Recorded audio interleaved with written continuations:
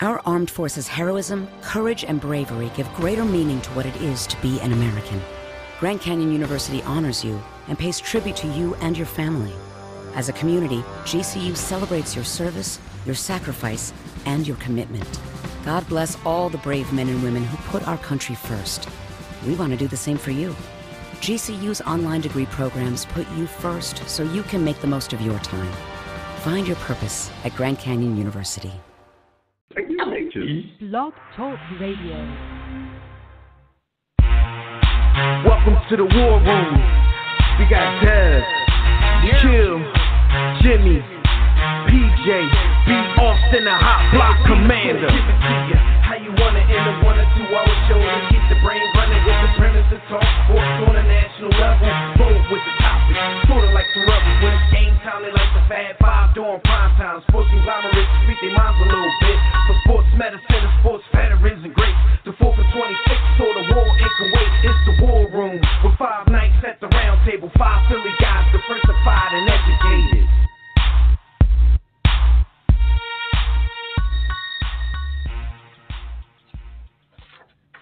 All right, what up, everybody out there in War Room Land? You are once again live in the War Room, brought to you by War Room Sports on the War Room Sports Podcast Network.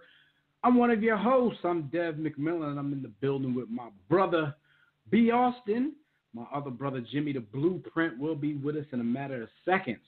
Look, man, this week, as usual, we're going to discuss the hottest sports topics of the week, as only we know how, so keep it locked right here for everything happening in world of sports. And if you want to get in on the conversation, make sure you sign in right now to the JW.com/The War Room, or you can join us on Facebook or Twitter at War Room Sports. You can also call us directly in about 10 minutes when we open up the Digital Extreme Tech line right after our quick conversation with Fred Perdue about this Urban Meyer situation. But y'all know the number. It's 323-410-0012. Before we get started, y'all know we always got to do a little bit of housekeeping before we start talking our ish. Make sure that during the week, we're not live on the air. Check out archive episodes of our show at warroomsports.com, the War Room Sports mobile app, which is free on Android and iOS. You can check us out on iTunes, TuneIn, Stitcher, Spreaker, wherever you listen to podcasting, we're most likely there. So check us out. What up, B? What's been going on with you? Y'all ain't never there. What's the deal? So your president has just another beautiful day living in trouble. Another beautiful day living under the reign of Trump in this beautiful dictatorship we call America. Yeah, it looks like his whole squad is in trouble right now. Writings on the wall. Is the Pence administration about to arise from the ashes? What's it about to be? Yo, I don't know if you've really studied Pence. I'm assuming you have. I'd rather have Trump, man. I ain't trying to go to war. It's not going to be any better. I'll tell you that.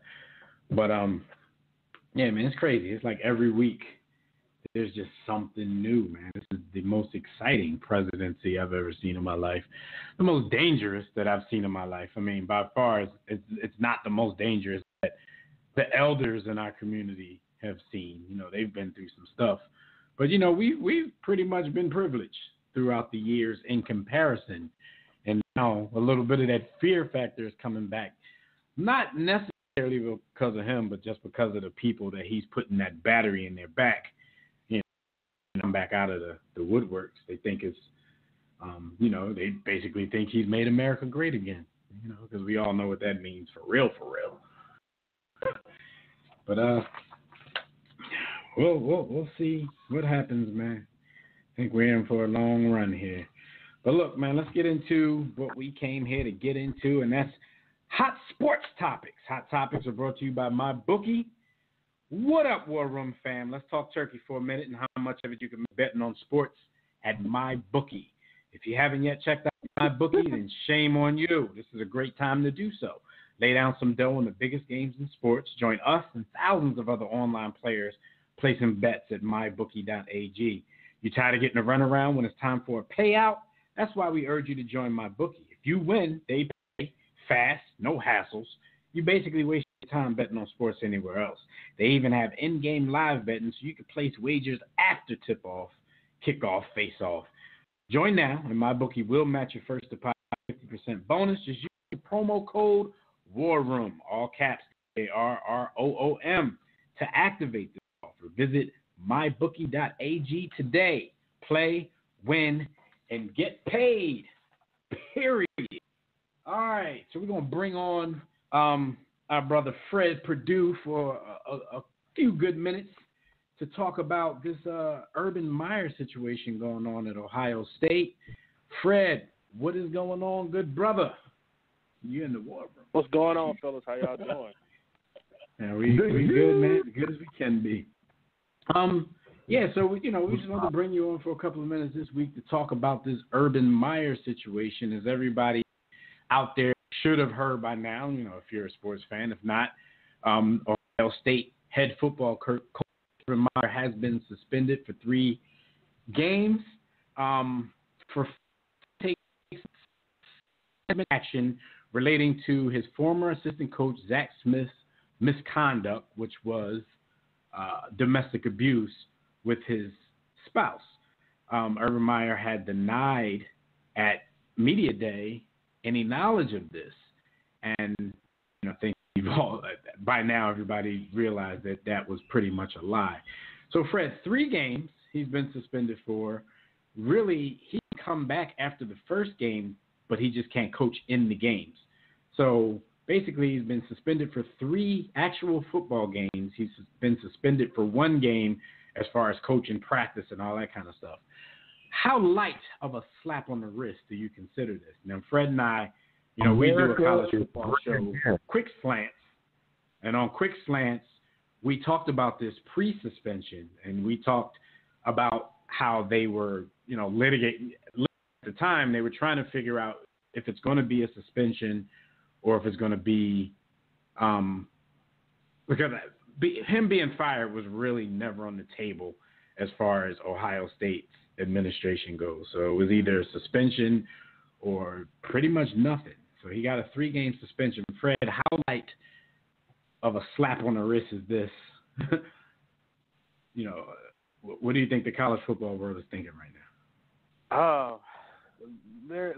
The lyrics "win, win, win, win" kind of come to mind. Anything for wins. It just really, this is crazy how when you see a big name university, this is the second time Ohio State has had something happen, and we haven't had anything major like death penalty-ish. We've seen Penn State, a guy that isn't even really a coach on the team anymore, messing with little kids and messing with players and such. They get the death penalty basically for 4 years.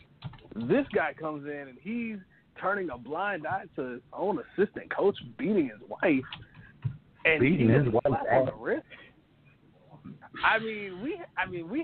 We have incident reports. We have police reports. We have text messages. We got receipts here. We can actually prove this. This is a hearsay. If this was Tyrone Willingham, do you think he would have got a 3? I know where you're going here. And I said the same thing. I just think this is an indication of America being great again. America's great again. Oh, this is America. Okay, I got you. Absolutely. America is great again. I asked this question. I think that's the most extreme version. If it was Tyrone Willingham, and people out there don't get crazy with just using his name.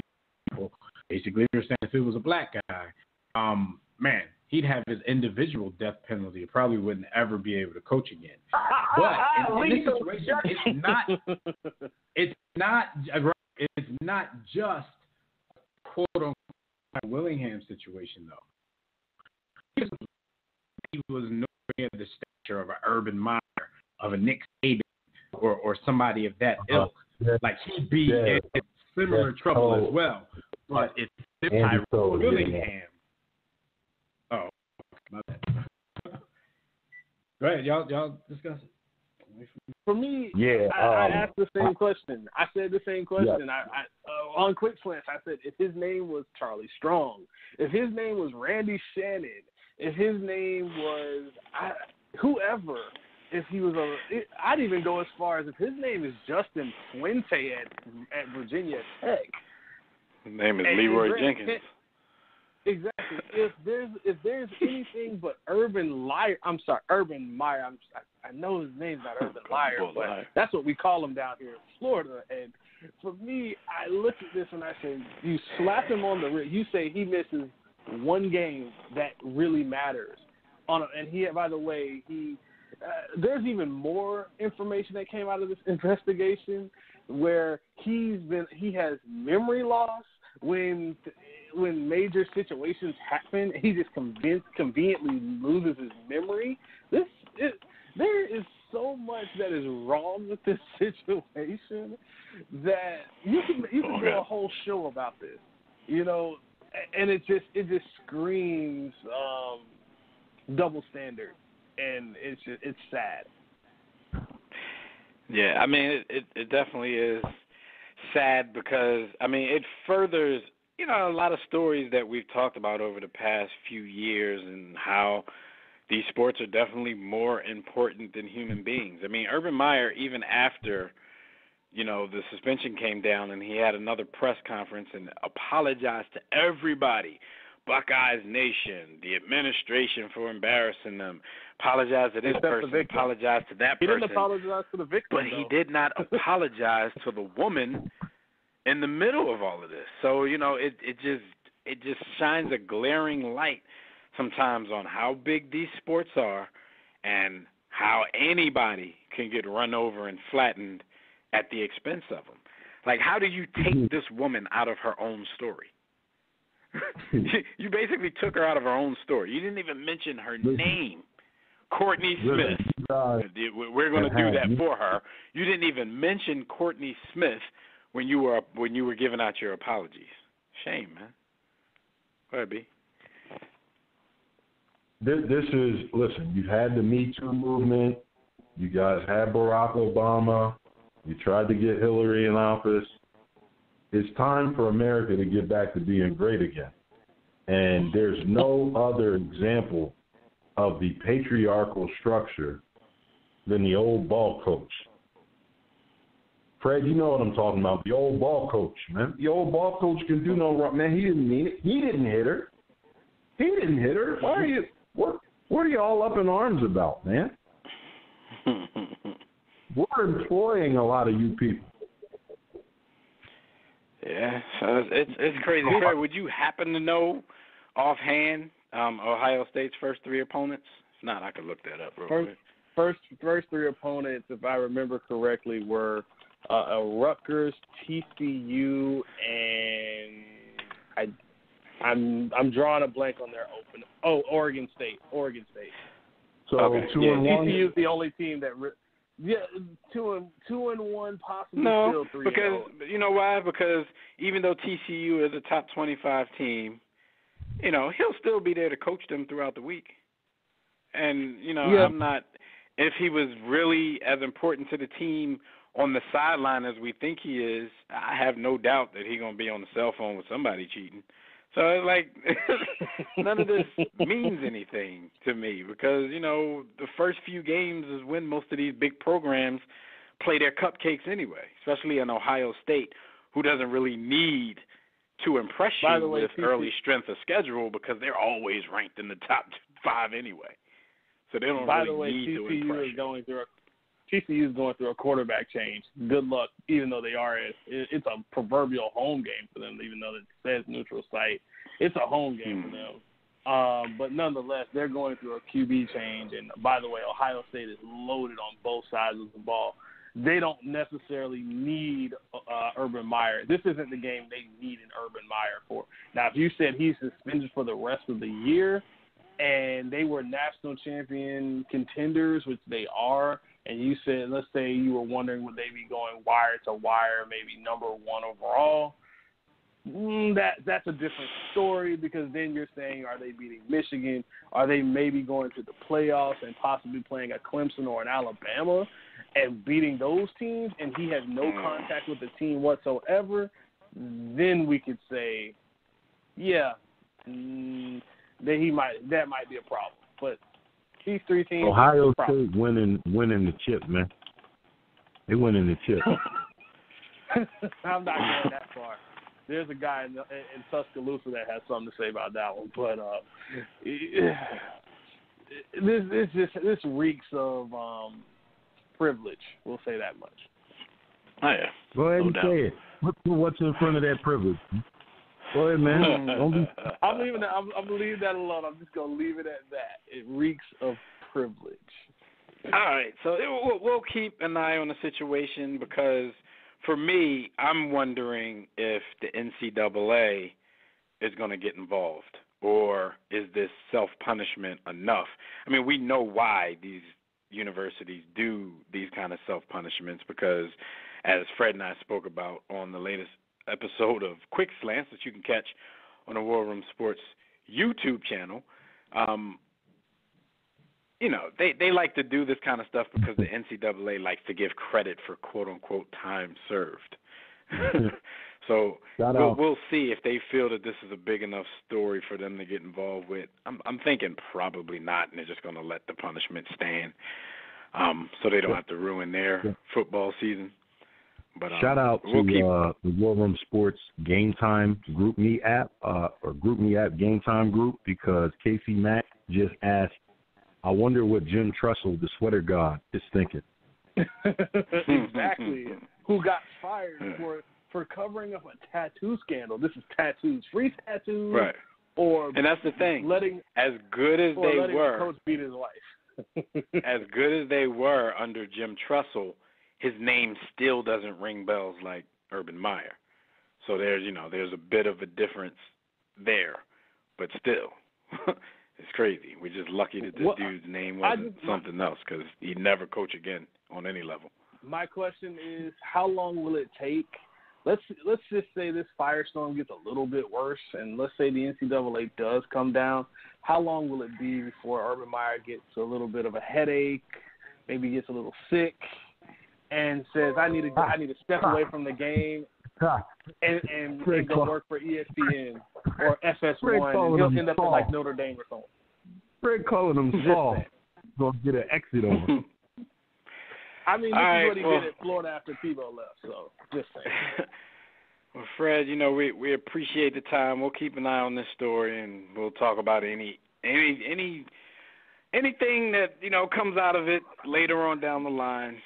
Any later developments, we will definitely have you on the Rap About It. But you can catch Fred every week on Quick Slants, college football show, and Cover 2, the NFL football show on the War Room Sports Podcast Network. So y'all check all that out at warroomsports.com. But Fred, thank you, good brother. We will rap to you next week. Fred, this is Jimmy. I got a question for you real quick before you get out of here. All right, what's up? Yo, I thought it was Quick Slants. You be doing like 2 hours though, B. What's up with you, man? Yo. Maybe you should call it deep. You gonna run quick? You gonna run quick? Deep post. Y'all run deep post? We gotta change the name. Yo, hitch and go. Well, the early preseason episodes where you got to get all the previews and all that out the way, they tend to be deep posts. Come on, man. But once the season starts, since I'm like Fred's Bob Costas on Quick Slants, and I got to keep him under control, I'm gonna make sure we're running Quick Slants. I'm going to hit you on that slant. You take it to the house, and we're going to get up out of there. But we'll rap to you next week, all right, Fred? Peace. All right, guys. Thanks for having me on. All right. Jimmy said, boy, running deep posts out this joint. Yo, you want to hit and goes, like all kinds of, yo. The route takes much longer than 5 seconds to develop. They out in the pattern for a long time. All right, so this week got some basketball fans, and especially a basketball league, a little excited because the Ice Cube's partner in the Big Three publicly stated that Kobe Bryant was going to join the league next season. Now, we later found out that those reports are untrue. Kobe's people said, no, he has no plans on coming out of retirement and joining the Big Three. But Ice Cube still weighed in and said, to me, Kobe's the biggest name out there for us to get. He said he's going to have to get a restraining order for me to leave him alone about this. So they're going to keep trying to get the Black Mamba out of retirement. So he was talking to, I believe he was talking outside the lines, and they asked him, well, what do you, how do you go about getting Kobe Bryant to join your league? So Cube said, I think we just keep doing what we're doing, putting on great basketball. I think we have a lot of retired players looking at our league, and they want a piece of it. And we've got a lot of players that are at the end of their career and looking at our league. If you got the itch, we got the scratch. We just keep putting on a great product. And if he wants to play, he'll come play. Now, I want to ask you guys how, because that's the league owner answer. Like, how do they really get Kobe Bryant out of retirement? I think he has some key words in there where he said, I want a piece of this. I know exactly how to get Kobe out of retirement. Mm-hmm. You gotta go to BryantSteeble.com. You gotta hit the inquiry button, and you gotta tell him that you have some equity for him in said Big Three. Booyah! Kobe, those are the key words, Jimmy, in this thing. He said, and they want a piece of this. Like, yeah, you're really going to have to give a dude like Kobe a piece of the action. Yeah, like Kobe is Brian. Shout out to Brian Steeble and their investment portfolio. I was on their website today just because of that story I shared, because I didn't know Steve Young was caking off like that. But right. So somehow looking up Steve Young's private equity firm, I ended up on Kobe's because somehow they put all the athletes in like one Google search. But anyway, that's the way you get Kobe being Bryant. And Jimmy, even in that case, I still think in that case you would only get him for 1 year and maybe a tease of playing a second year. Because if you gave him that piece, he's going to play that 1 year to try to get the numbers up. And then he's going to tease playing the second year so people can buy those tickets, right? And then he's going to say, nah. But we all know Bean, and if he gets out there and there's any sort of competition or any sort of like he may get really get the itch and be like, yo, I'm gonna play like Mahmoud until I'm just in the grave at this point. Like, cause the thing about hoops, man, once you fall into the on Kobe's dad thinking of it too. What's the over under on that? He out somewhere Jelly Bean high and messing with. Yeah. No, he's talking about he's being sarcastic. His real dad. I thought you meant real dad. Carry him. But listen though, my thing is this though. He's talking about old Yellow Eyes. Oh, Yellow Eyes. I ain't talking about Joseph. Man. Yeah, he's talking about Fed, the hoop earring dude. Talking about his real dad. Fed. Not the one who raised him. His real dad. Yeah. But here's my thing, right? So what about Jason Tatum then? I guess that's Kobe his dad then, because Jason Tatum is never mind. Anyway, listen. He done took AI's place as the Holy Ghost. He's got the Father, the Son, and Jason Tatum, the Holy Ghost. AI come from a whole different tree. AI is from the tiny Archibald tree of hoops. Like a direct descendant of tiny Archibald tree. He in a different tree. But my point back to Bean though, in terms of the equity thing, like if once he gets out there and starts playing and if he gets a chance to go up against like Nate Robinson, because Nate like goes hard at everybody. Like if you watch the video, or Steven Jackson, trying to get a contract. Yeah. Well, Nate is actually trying to get back into the NBA, so that's his motives are clear. Some of these dudes know it's over, but they just have too much pride not to go hard. Steven Jackson he said if Michael Jordan came out to the Big Three right now, he's getting his ass bust. Yeah, he did say that. He did say that. And you got to respect it. But my thing is, I know he did. Mahmoud might be one of my top 5 favorite players of all time, right? Just because I watch him in the Big Three, he still be out there cooking. Yo, he be putting niggas in the torture chamber. Yo. My bad. I apologize. I got it. My bad. I apologize to our listeners. Yo, you better get out the barbershop before LeBron sue your ass. we about to lose all sponsorships and you better get out the barbershop before you get sued by Maverick and them. Yeah, I'm probably gonna. Dog. Anyway, so that'd be interesting though, like, cause Kobe definitely he do that like 4 days before our meeting with them people. You know they listening. I know. How about that? I know. We got a meeting coming up, and you want to get on there and start dropping the N-word and the F-word. Hit you with De Niro, man. What's the matter with you? What's the matter? Yo, listen though. Somebody needs to really get in Kobe's life and take his laptop away. Cause my man be on Final Cut Pro every day, chopping up videos of like every and anybody. My man breaks down film of Scottie Pippen, WNBA I appreciate players. Jim. I appreciate Kobe's basketball knowledge, but that is so like there's nothing deep about details. Like no, I was watching the Scottie Pippen joint the other day. To me, it was dope during the playoffs, right? As he was going through each individual game. But like during the off season, he's just picking up like random YouTube video. Yeah, he is drawing. He's like but what he's saying about Scottie's defense, and like it's one of those things where Scottie, the farther Scottie gets away from the game, the more legendary his defense is going to become. So when you watch a video of his, he is doing some amazing things on this clip that Kobe Bryant is showing, but the stuff Kobe is saying is like really overblowing the mental aspect of what he's doing. Like, you know, in basketball terms, Scottie's a long dude, pizzles, but and that's why he was able to do a lot of the stuff that he was doing. I think you're missing the subliminal part of all that, Dad. By him big enough Scottie, by him giving big enough Scottie is taking away from Mike and elevating Kobe. Yo, it's all selfish at the end of the day. Everybody got their motives, huh? Yo, it's all got their motives. I'll big up Scottie because when you talk to someone who's like anti-Jordan, you would think that Scottie Pippen was like a top 5 player of all time. Now, when you talk to somebody that's pro Jordan, you would think that Scottie Pippen was Harold Miner. Like, so it works both ways. Like, people. But I think he's pretty much even kill because he talks glowingly about Mike. But about Scottie, this clip about his defense. Now, like I said, don't get me wrong. What I saw, I'm like, yo, this is amazing. This dude is actually guarding everybody on the court at one time.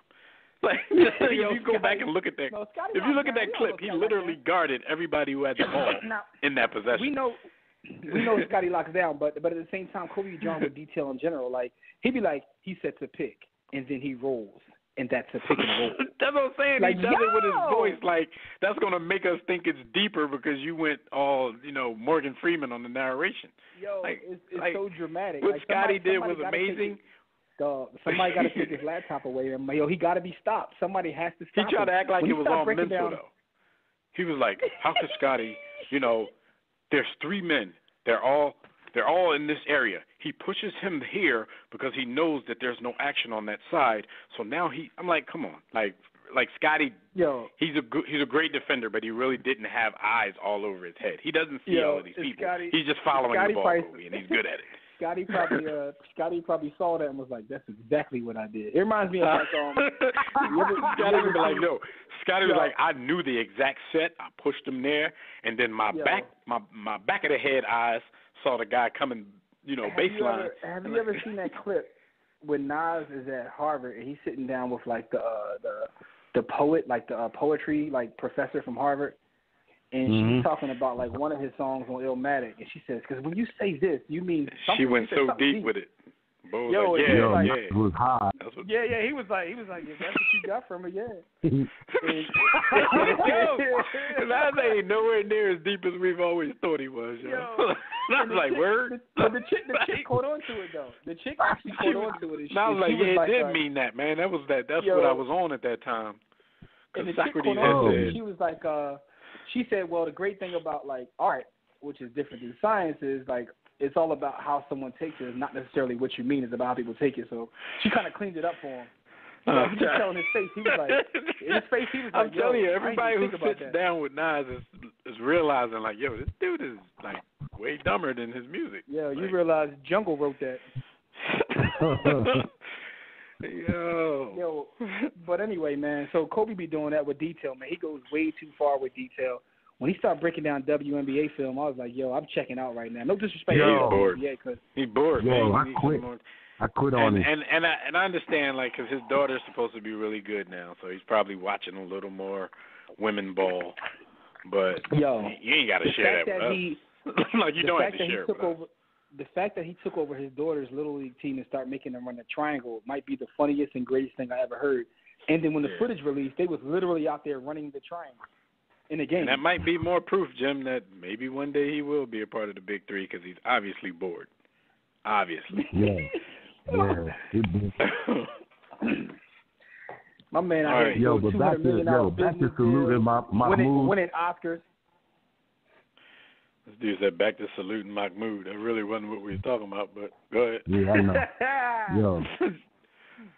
Mahmoud gives it to anybody who wants it. Pause. At 50. Be giving ninjas the business out there. Yeah, he's giving them business.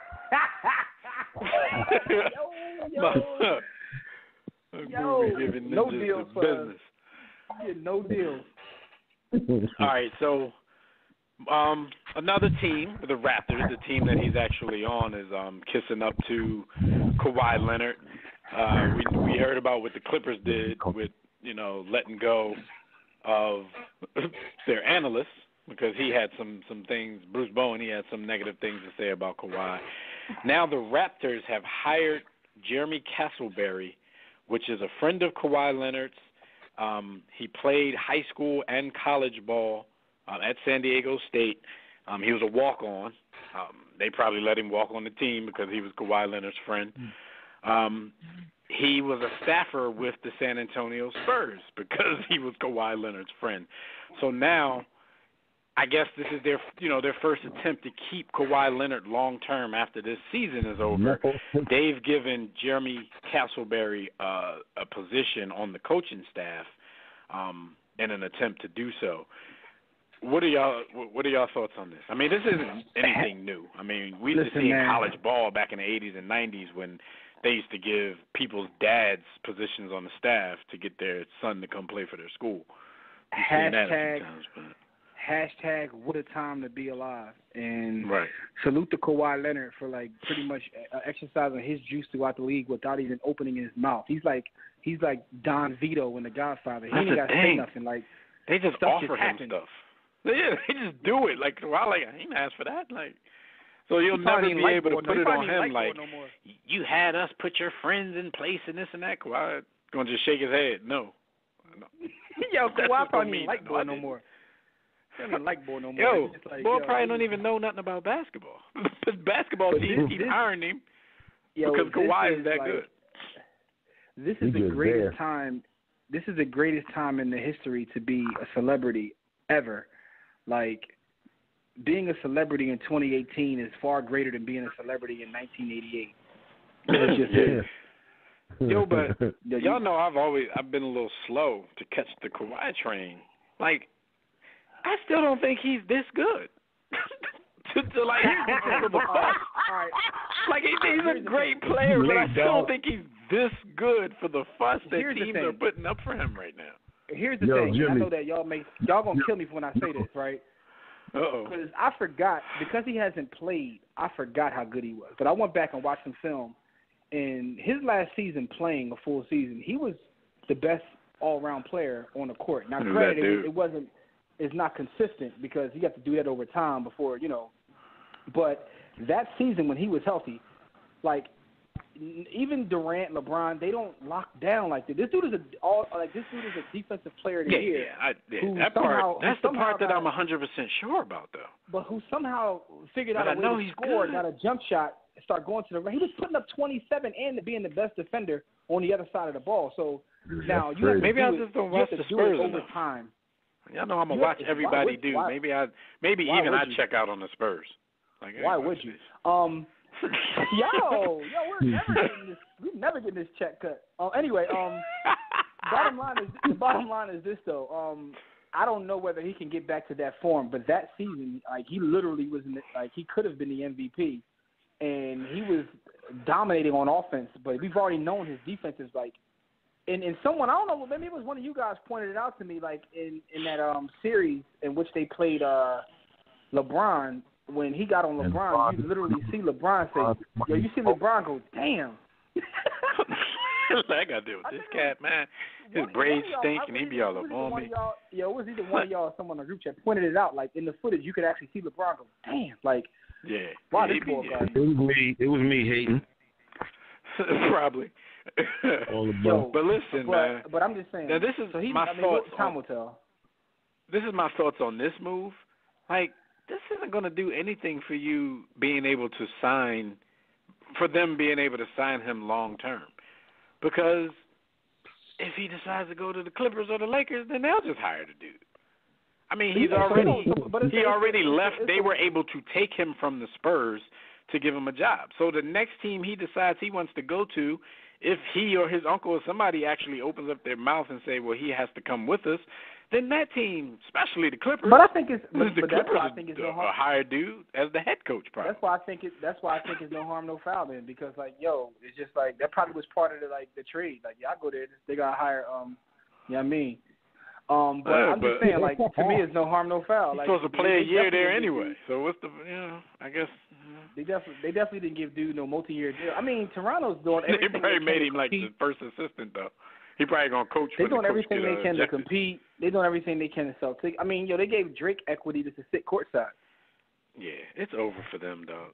I'm just gonna be honest. We're that. Be on my Tobias journey. Let me be honest here. It's over for them. He's leaving, and unless they get lucky in a draft again, like, they're done. And they will get lucky in the draft again because they're going to be terrible at some point. And they're going to be able to get the best people in the draft. See, but I don't know. So, I don't know if they will. The Raptors will be back, but they'll never be back to a point where they're going to win a title. They have a nice squad, though. But they have a nice squad, so I think that the fact that they have a nice squad means that if they lose him, they're going to be one of those teams that, like, is a little bit too good to get into the lottery, but a little bit too bad to, like, they're going to be somewhere in the middle and be stuck. They're going to basically be stuck in mediocrity. No, because at that point I think they would get rid of Lowry, and they'll just leave, like, those good role players. And, they'll probably somehow end up in the lottery without having they have good complementary pieces. If you got two stars or if you got a superstar, they make for a good team. But if you like, all right, he's done. This situation is to bring in. Let's get rid of Lowry. To bring in the God. Yeah, I mean Van Fleet not going to lead you to the playoffs. So SH will clear all that up. SH will fix all that, yo. The God Sam Hinkie. You go tear it down, destroy and rebuild. The best in the business. Yes, sir. All right. So yeah, we'll see how that goes. Y'all man Manu, speaking of the Spurs, is considering calling it quits. Now we know when we hear people talk about Manu. He's still in the league? Yeah, he's still hooping. He's 41 years old. He said he was going to play this year, but he's starting to have second thoughts. I guess he see the writing on the wall. Like, why play for a Spurs team that might not be good? So Manu might get up out of there. At this point, I don't think losing Manu is a make or break for this franchise anyway. They were already in some trouble after losing Mute. But he said he's seriously considering retirement, and he's supposed to have a sit-down with Greg Popovich sometime this week. And when people talk about Manu, they throw out like it's done deal. Hall of Fame, future Hall of Famer Manu Ginobili. Yeah. Do y'all agree with that assessment? Yeah. Honestly, I don't know, but I just assume that he put all kinds of recs in a different league before he got to the league, because I've heard it so much. A big part of it. I've heard it so much that I built up his European play in my head to probably something that is not.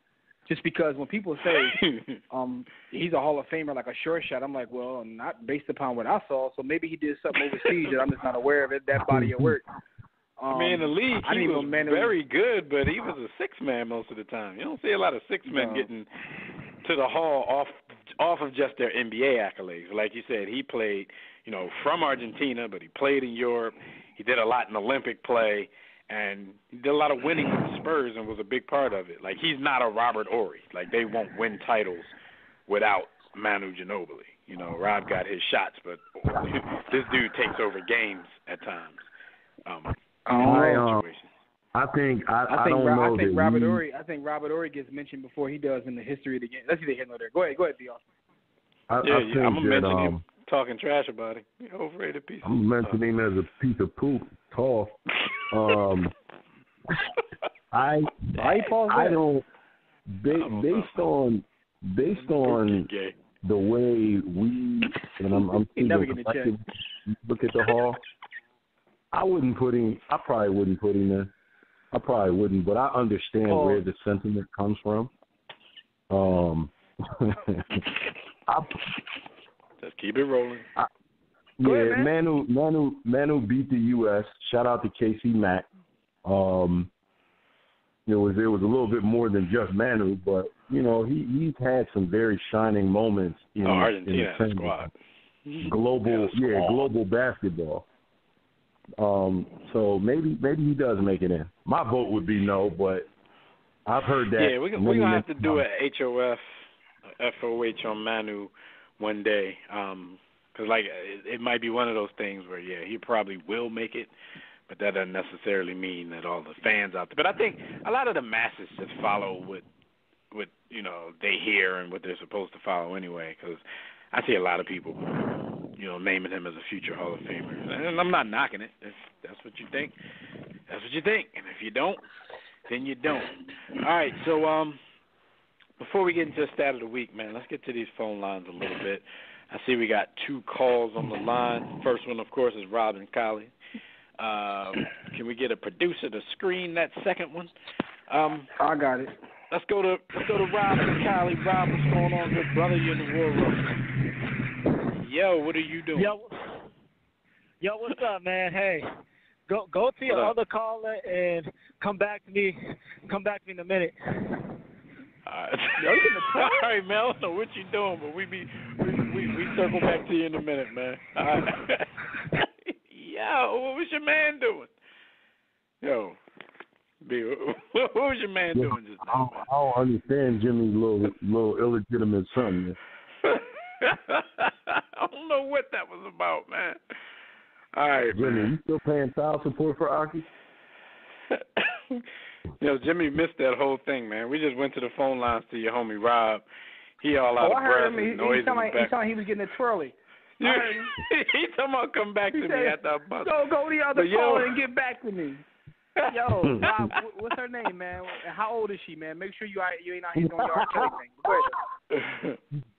All right, well, we're going to move on to the next caller. We got the homie Court calling in from the Shy. Court, what's up, good brother? You're in the war room. What up, fellas? I just want to get y'all take. I ain't been posting all week, so I should be good. What's up, man? I just want to get y'all take on boxing, man. What y'all think about this Anthony Joshua and his Deontay Wilder? What y'all you think it's gonna happen? Here's the thing. I've been waiting. So at this point, man, I need to know it to be a fact. I don't even want to speculate because I definitely want to see it. It's a fight that everybody's been waiting for. I don't know. That's a good, the question being, are we going to see it? That's definitely a difficult one. I think we will. I mean, because I don't know. We said that about Floyd and Pac-Man 60 years ago. It took all those years later before we finally saw it. But I think that we're actually going to end up seeing that. First of all, Court, what do you think of Deontay Wilder as a top heavyweight? Do you believe all the hype, or do you see some flaws in his game? I think he's a good, as far as power, he definitely has the power. But as far as being a technical boxer, as far as the sweet not science, at all. As far as not at all. He's not a boxer at all. I think if Joshua take him to deep waters, he's gonna drown. Here's the thing, right? So Deontay Wilder, right? He has no I shouldn't say no. He's limited when it comes to like you said, the sweet science is his technical ability. Yo, he throws haymakers, Jimmy. He has the great equalizer though. He has not even a real punch. When he touch you with that thing though, he touch cats with that thing though, they be night. So it's that's the great equalizer. In the words of the Honorable Malik Abdul Aziz, everybody has a plan till they get punched in the face, and when he hits people in the face, Yo, when he has people in their face, they go to sleep. So now the thing about Anthony Joshua is, it's funny because when you hear them argue about why they haven't signed or why they haven't fought yet, I kind of get both sides. Like, Wilder's more exciting, but Joshua, like, he be packing out arenas, man. Like, I'm not going to split with you when you fighting in front of 2,500 people in the Barclays, and I got 80,000 people to come to my fight. Like, why I'm giving you 50-50? No. I agree with that. Yeah, that was the same problem that, like back to Floyd and Pac-Man. That's the same problem that they were having, trying to come to a deal. I think they blew it up a little bit. Manny's a draw, but, nobody was a draw like Floyd. So, you kind of understand how, nobody's going to get 50-50 on that side of the thing. But I don't understand how Deontay Wilder doesn't, like, break his hand more. Like, he should have broken hands after every fight. Yo, I've never, like, his last name is perfect for his style of boxing. Because he is wilder than any heavyweight I've ever seen in my life. But like you guys said, Jimmy and Court, like, when he touch you with that haymaker, then it's a whole different story. So you got to be on your defense a little bit.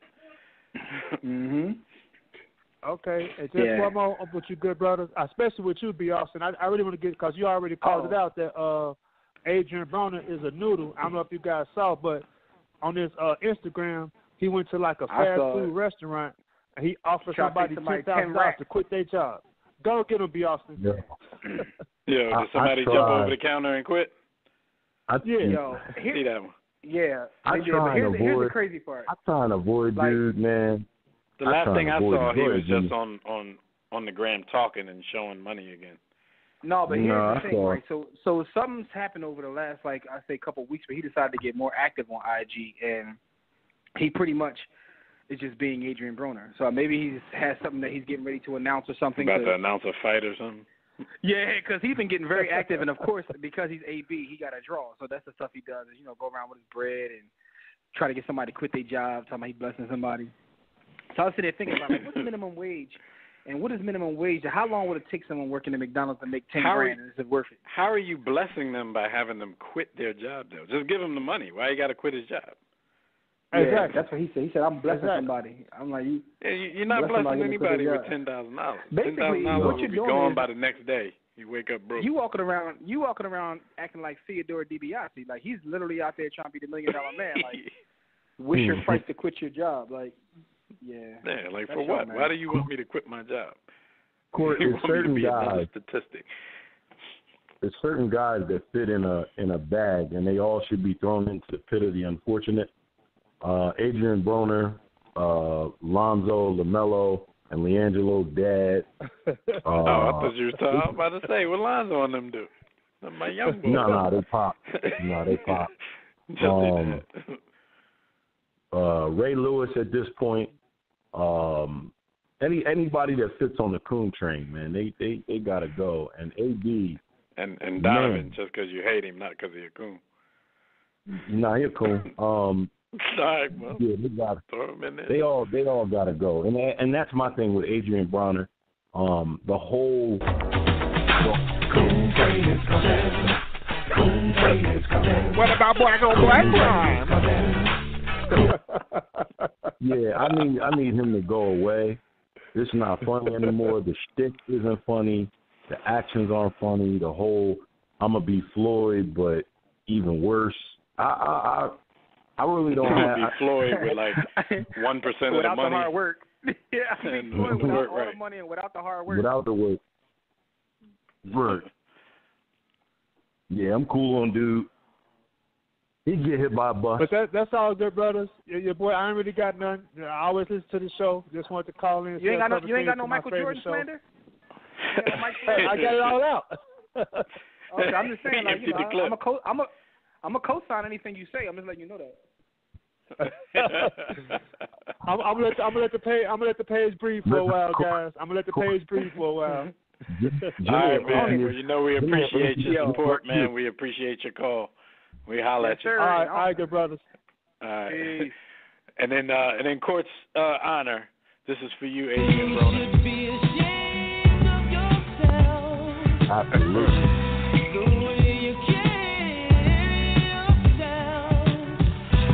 Sing it to him, JoJo. Sing it to him. Yeah, I gotta bang that song on the Google Home. I ain't heard that in a minute. That's gonna go hard. I know, right? Talk about some lost Jones. All right, so our stat of the week, man. Our stat of the week is about NBA 2K ratings. So we hear in the new game, the ratings, the 2K19 ratings are starting to come out. I don't know if this is official or not, but we saw a statistic that compared Brandon Ingram, Kyle Kuzma, and the Holy Spirit, Jason Tatum. So their 2K19 ratings have come out. Brandon Ingram supposedly rated an 81, Kyle Kuzma rated an 80, and Jason Tatum reportedly rated an 87. Now, this is after each player. I'm going to give you their stats. Brandon Ingram averaged 16.1, 5.3 rebounds, 3.9 assists on 47% shooting last year. Kyle Kuzma averaged 16.1, 6.3 rebounds, 1.8 assists on 45% shooting last year. Jason Tatum averaged 13.9, 5 rebounds, and 1.6 assists on 47.5% shooting last year. How he gets a rating that's 6 points. We can even take Kyle Kuzma out of the picture if we want, because we know he don't pass the ball at all. But Brandon Ingram averaged, slender man, averaged 16, 5.3 rebounds, and 3.9 assists on 47% shooting. And he's rated 6 points under Jason Tatum on this new video game. Why? Ask why when you know why. Ingram is 2 points away from a Hall of Fame career. 2 points per game. I didn't realize that. Not two. Finna. Because that's Jason Ingram's nickname of mine. Remember that movie Finna when he touched the people? Anyway, little Stephen King joke. I'm calling him Slender Man from now. I called him a Finna. Anyway, listen. I didn't realize they was putting up buckets like that, and that's interesting. When you think about the fact that these young pieces with Lonzo, were actually coming together just a little bit. They have flashes, so I'm glad that they didn't trade everybody to get Mute. And I know that has nothing to do with Tatum's ranking, but just for you to think about the numbers that these young cats were putting up. And they might trade all these cats to get Tatum, Jimmy.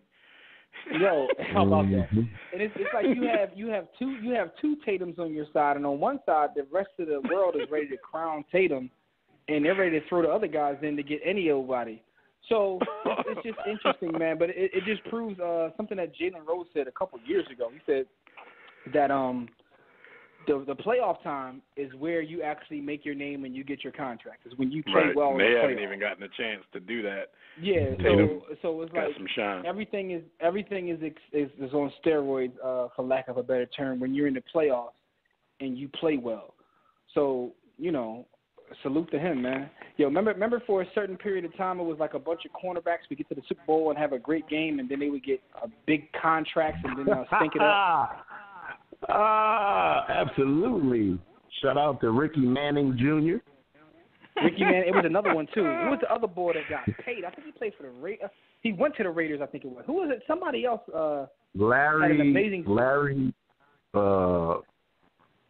You're talking about the Cowboys that play opposite Deion? Was it him? It was somebody that played cornerback. They had an amazing. Casey Mack, help me out here. I know you listen. I forgot who it was. It was somebody who was a good cornerback, and he went to the Super Bowl, had a great game, and he came out. Al Davis got on his cell phone, called him fresh at the Super Bowl, and said, "You're signed." And my man played football like an orangutan with two left feet after that. But my point is, though, that's just proof that when you would get a chance in the playoffs or the Super Bowl or the World Series and you play your best ball in those moments. Playoffs? Don't talk about it. Yeah. That's where the money is made. So Jason Tatum had an amazing playoff run. I'm not going to take that away from him, but now people are already crowning him the next best player in the league. So, that's just proof of the story we had before, where people saying he's the most overrated player coming into this season. So we'll see what happens. He's better than Grant Hill already. Like, Grant, young Grant, triple-double Grant. He already the best player out of Duke. Y'all better, he better than Grant Hill that Jimmy would have said was better than Mike back in his prime. the best player to ever come out of Duke is Zion Williamson. And that's just because I'm just following. I'm on a hype machine. I'm on the hype train right now. No, I am he didn't come out of Duke yet. He didn't come out of Duke. Yo, he didn't play a regular season game yet. He played a bunch of Canadian little. Yo, he ain't played a game in America yet. They beating up on some Canadian teams. He's 300 pounds, yo, and he jumped that high. Yo, he's a lineman. They beating up on Canadian teams, and one of the top two players is Canadian. So we take all their best players. So I don't know who's left up there to play against these dudes. You can see nobody, judging by this Duke tour that we're on. All right, let's go back to the phone lines before we talk what happened this week while y'all were on the grind. We got the homie Naj calling in from GA. Naj, what's going on, good brother? Welcome to the War Room. Ain't nothing, man. Ain't nothing. What up, y'all? Y'all hitting on everything, What's goody? Man, my problem is I'm a man of a certain age, so now I buy the 2K from last year for $10 when the new one come out, and then I make my little nephew update my rosters. So you just stagger you know what I mean? a year. Yeah, man. Old man ish. And then when I go to my partner's house, I get blown out because I ain't up on the new stuff. So, you know.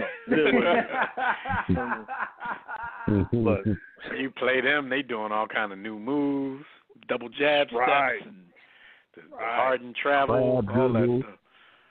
I'm a man of two buttons, sir. Like, we take it all the way back. I'm an older gentleman. So, hey, Naj, are you used to flying in the corner? Are you used to flying in the corner, letting them threes go? Double dribble, yes. Double dribble. All day. That was the move, man. But we still be trying to play like that. I want to throw something else on the docket, man. Our exclusion from baseball has caused another problem we don't talk about enough, which is the terminology in baseball, which makes it less popular too. Dings and dongs and K's and stuff like that. This is suburban corny culture as opposed to having, you know what I mean, just that slang was like I want to have Ghostface and Ray or somebody get involved, and we need to update the slang in baseball. I think that'll get more people involved. That's true. Actually talking about it. But baseball. Well, whenever we do talk about baseball, we talk about how, you know, like they never want to come into the new era. Like everything is so traditional with baseball, and that's a great point. Even the terminology, dingers and long balls and all that kind of stuff. My name is Fat Al, and I hit dingers. Why do you think we don't talk baseball that much, man? We can't. You know what I mean? We can't talk like that in front of B. Austin, man. That's why we don't talk baseball like that. So much pause. We can't use. Yeah, we can't use baseball terminology in front of B. Austin. I'm too immature. Oh, know that. Right. Hey, but y'all hit on it with the Lakers, though. At the same time, they were all playing extended minutes, so somebody had to get the stats. So it is what it is. True. But they're developing, and I like Ingram. I got no problem with them holding back on the trade and seeing what Ingram do. That makes sense to me. But yeah, y'all right. I think they need to force feed him a couple of burgers. Overrated. Right. yeah. Protein shakes all day. Your boy Tatum is going to be so overrated that people are going to be disappointed with how his season goes. And it's probably going to be a good season, but people are expecting to leak to like 25 PPG, and that just ain't it, man. You know what I mean? Right. It's not realistic. Because people keep forgetting with the Tatum situation that there was a lot of people missing. Now, I'm glad he stepped up and took his opportunity, and that doesn't mean he's such a star now. He might not be the one that's being asked to fall back, but it's going to be less touches because Kyrie's going to come in and not want to defer to anybody. You know, you're going to get Hayward back. There's no telling what he's going to do. You still got to give minutes to Brown, whether it's starting or off the bench. Like Jimmy said last week, they have a good problem as a franchise. You know, they're deep and they have a lot of talent. But even like Tatum is going to have a very efficient year to even sustain the numbers that he put up in the regular season last year, just because it's going to be less rocks to go around. So, I mean, something tells me he might have to shoot 52 just to average 14, 15. Something tells me the Little Mountain don't like the attention that Jason Tatum is getting. So shout out to the Zoo Nation. Yeah, I'm yeah. sure. And for those who don't know, but if Little we being real though, Little Mountain let's is be real. Byrie. He's biracial. If we being real though, man, there's no reason besides him being the Boston fan favorite to keep Hayward around, because you got young guys on easily controllable rookie deals, for the foreseeable future, and he's going to eat into their minutes and development. There's really no reason to keep him around unless he's going to slide to the 4. Why would you flip Hayward? And if he does slide to the 4, they'll be in trouble. Like, he fits in, but he fits into Boston, like their culture, their ethos. Like he just, I don't know how to pinpoint what it is about him, but it's something about him that makes him fit in Boston. And besides that point, his college coach is the head coach now. But I think this would be the greatest time for them to go ahead and try to flip him, get even deeper at other positions, maybe get some better big men, behind Al Horford and stuff like that. But they have a good problem for them. Maybe not a great problem for the head coach, because he's the one that has to figure all of this out, figure out minutes, figure out touches, stuff like that. But yeah, but he's the king of ATOs though. But he's another one. He's already the greatest head coach of all time. So everything going on in Boston, their reputations are like flying up the charts. And I'm not knocking him. I think Brad Stevens is a great coach. But you know how people go overboard. He's showing you that he's very good at it, and then people out there like, I don't know, he might be fighting with Popovich for that. Popovich might not even be that guy. But hell yeah! So shout out to the Beans for the 40th. Gotta get that salute. But what else were y'all hitting on heavy, man? Because I'm getting in late. So I wanted to hit on one thing before I got out of here. We talked about Urban Meyer. We talked about Kobe possibly playing in the Big Three, even though his rep shut it down. The Raptors hired Kawhi Leonard's friend, and in their first attempt to try to keep him around long term. And Manu Ginobili is thinking about calling it quits. Yeah, future Hall of Famer Manu Ginobili. That's what everybody. And that's the question. So that's you the agree question. with A that? lot of people are telling us that he's a Hall of Famer. What do you think about Manu in the Hall of Fame? Yeah, he's going to get in, and he's going to get in because he's the best player from Argentina. The NBA is a global game now, so the ambassadors from countries where they're the best player, they're going to get that, I guess you could say they're going to be graded on the curve. So he's got chips, he's got moments, and he's the best player from Argentina. I call it the Yao Ming category. So he's getting in based on that. Yeah, because he went over to Europe and got chips, came to the NBA, got chips, got medals with Argentina in the Olympics and all of that world competition. Oscar Schmidt is furious to this day. He was born at the wrong time. Oscar Schmidt got in on the same jump. So, right, I mean, right. It is what it is, man. As far as I guess the other stuff y'all hit on, man, the Raptors, I mean, hell, majority, that's what you're supposed to do, man. Bring in somebody, try to get this boy to sign. Who knows if it actually happens, but hell, it don't cost you nothing. A little bit of money ain't a big deal. Nah, it's crooked as hell. Suspect as hell. And as far as Urban Meyer, so desperate, though, they might make dude like the first assistant. He might coach the games after their coach gets ejected from a game or something. And we don't even know if he knows basketball. He's just Kawhi's like, friend. their fan base and front office is so thirsty and kind of desperate. Like, they just got the number, and they calling her from the parking lot. She ain't even left the club. You just got them, you already called. Like, they got a desperation to it. We are the North. Like, you seen them get all hyped up this year. Oh, for LeBron, we're ready for LeBron. And we all knew what was coming, and then just to watch it happen so spectacularly. You know what I mean? It's your boy who think he going to get the best one in the club. And you know that ain't his, you know what I mean? That ain't really where he shoots. You know what I mean? Right. He usually hits. He hits on the 4s and 5s. Now he's telling you he's about to grab this 10 in there. You know it ain't going down, but he walks over anyway. So, I mean, that's who they are. So, whatever. And Urban Meyer, forget Urban Meyer and that university. The so-called institutions of higher learning have no integrity, no morals. This man is suspended the same amount of games that the North Carolina players were suspended for selling shoes.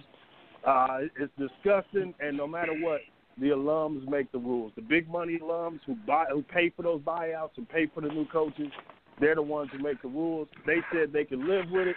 And it all comes down to this. Can the wine and cheese crowd go on the road to the other games with the other big donors and not feel embarrassed? They didn't feel like this was something that would embarrass them in front of their rich friends. They could still go in there and hobnob, so they were good with it. Bring Urban back. But this is how college sports gets down. Yep, no doubt. It's more. I mean, the sport's more important than people.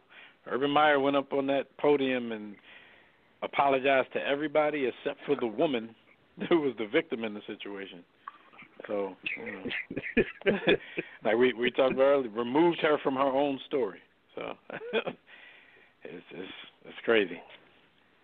All right, man. Yeah, but you ain't missed much. You ain't missed much. All right, well, y'all hold it down, man. I'm going to hang back and listen, man. But, man, much respect as always, man. Y'all hold it down. All right, thanks for your call, man. We appreciate it. We appreciate you. Yo, the phone line's blowing up now. Yo, real quick though, I just want to tell Court, if he's still listening. When I said that about Mike, it don't even have to be a true story. Just throw Mike's name there, and I got your back, though. That's all I'm saying. Go ahead, Dan. Just throw it out there. All right, we're gonna go to some more calls because we got Tobias on the line. We can circle back and see if Rob finished getting his twirly yet, but we can get into. We can at least pay this bill, get into the next segment before we take that call, and before Jimmy does that, just want to let you guys know you can check us out on our website, warroomsports.com. If you want to call in and speak with us about any of today's topics, the Digital Extreme Technologies hotline is open. That number is 323-410-0012. Press 1 when prompted. But if you're already listening from your phone, just press 1 if you want to talk. Yo, all man. Right. Let me just say something real quick. Let me tell everybody that we're going to talk about what happened while you were on the grind, and this is brought to you by Sports the Book, which is the single greatest sports book ever written. And that is not, my opinion. That's just a fact. So I just want to let you guys know that. You can pick that book up at sportsthebook.com or at the hub, warroomsports.com. But it's time to talk about what happened while you were on the grind. I just want to introduce a couple topics real quick, and then we're going to get Tobias on. We're going to get Rob on. Hopefully Rob is done in my Mike Tyson voice fornicating so he can talk to us. But first story is Richie Incognito. You're talking out of turn. Yo, Richie Incognito, right? Yo, what is wrong with Mike? Yo, Richie Incognito stays in our stories, but is never anything related to sports. So Richie Incognito was arrested for making threats. My man likes to make threats. Man, what's up with your boy? Is it the Roy? I mean, what's wrong with Richie Incognito? I think Richie might have that 3-letter thing. I ain't talking about germ. I'm talking about that head thing. I think his head sprung. I read the account. Yo, we gotta get that clip of the LL Cool J song, man. One of his dumber songs. What did he talk about? No, I read the account. B, I think that's why I was so quiet when we first got into the studio earlier. I wasn't saying nothing because I was reading the account of what happened in all. Richie Incognito has some serious issues, man. Yeah. Yo, Jimmy didn't read. Jimmy didn't read the article, yo. Jimmy didn't read the article, yo. So here's what happened in a nutshell. Richie Incognito was at the funeral home where his father was being buried. For some reason, he was spazzing out, and he kept asking them if he could cut his father's head off. He wanted to cut the head off of the body so he wanted it to be researched. So I don't know if he's thinking he has some mental problems and he wants to know if they're hereditary or if he's in denial about possibly having CTE. But he kept threatening everybody at the funeral home, saying when they didn't want him to go in there, he kept threatening to return to his car, get his guns, and shoot all of the employees at the funeral home if they didn't allow him to access the proceedings and his father's body. When the police showed up to the scene and actually checked his car, because, for once in their life they do have probable cause. If somebody said, I'm going to go get my guns from the car, they went and they did find firearms in his truck. So, it was just crazy. Like, he's running around in the funeral home. They're saying he can't go back into a certain area. They said he ran by and was punching caskets and throwing stuff. And then all of a sudden he calmed down and told them, well, I'll pay for the cremation, and offered them his credit card. Like, after he went around punching and throwing things. All right, that's not funny, but it's kind of funny. Either somebody hit the block and gave him some of that fire and he was out of his mind, or he definitely got the CTE. But, man, see, stories like this is why I stay in the house, man, because there's too much going on out here, man. Like, between the super predators losing their mind, ex-NFL athletes out just, like, on the prowl with guns in their pickup trucks, like, I just stay in the house, man. I got to stay out of the way of you weirdos, man, because this boy was already a weirdo before his CTE kicked in. He definitely I'm going to go ahead and speculate. Dealing with some tell the truth.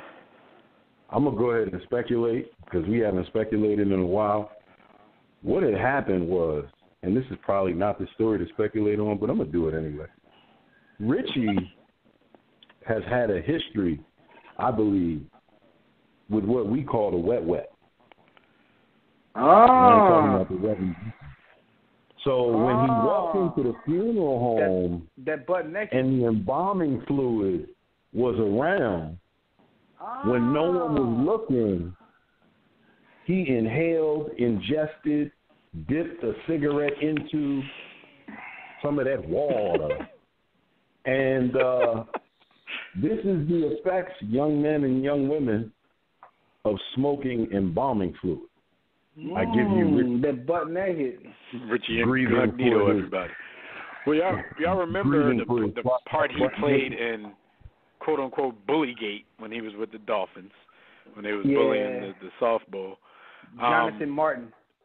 But since he left football last year, he's been involved in a few crazy type situations. They said there was an incident in the gym earlier this year when they said he thought that he was a member of the NSA, and he started throwing weights and other large items at another dude in the gym. And then, he's running around threatening people in a funeral home. He's going to shoot them if they don't give him access to, his father's body so he can cut off his head for research purposes. Yo, shout out to all y'all parents out there. Shout out to all y'all parents out there still letting y'all kids play football. But, like, what did he expect he's going to go on and be like, I want to cut his head off? Sure, Richie, go right ahead. Like, what did he expect him to do? Like, they going to find Richie in a chicken coop somewhere. Damn, what is that DJ Willie G posted in the Game Time app? Lord have mercy. That thing, that stallion. Oh, my God. Lord have mercy. This is supposed to be a sports group. yo, Thor. But anyway, like I play a physical activity with her. Anyway. Yo, boy said this somehow sports related. I don't know. But anyway,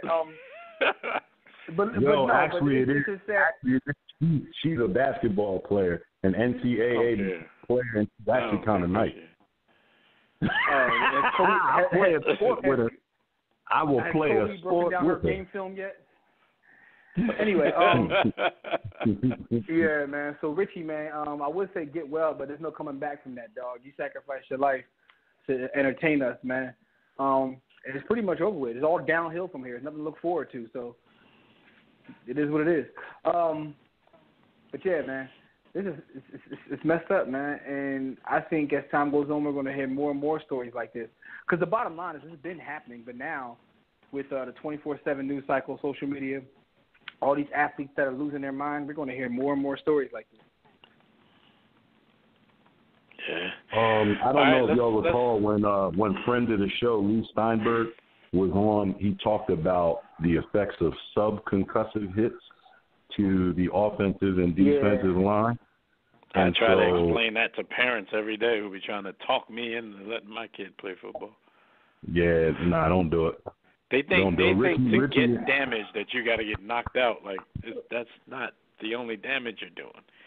Like, our brain is suspended basically in, like, liquid. Like, it's not much to stop your brain from moving back and forth. And when you're that young, it's even worse. Remember, the homie Tell the Truth said, said it's like child abuse letting a kid under 12 play football.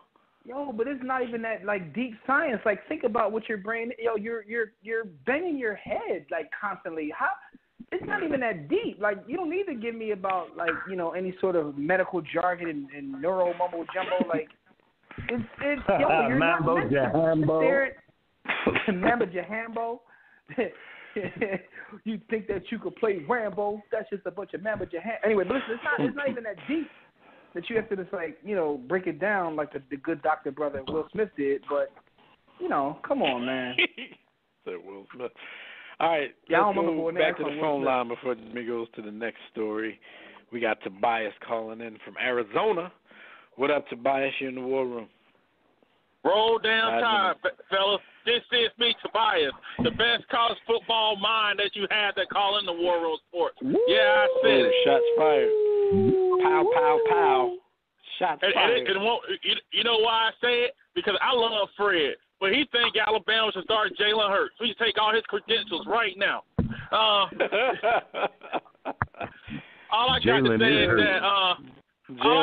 is that the team. Hey, Jalen Hurts couldn't hit a stripper in Atlanta.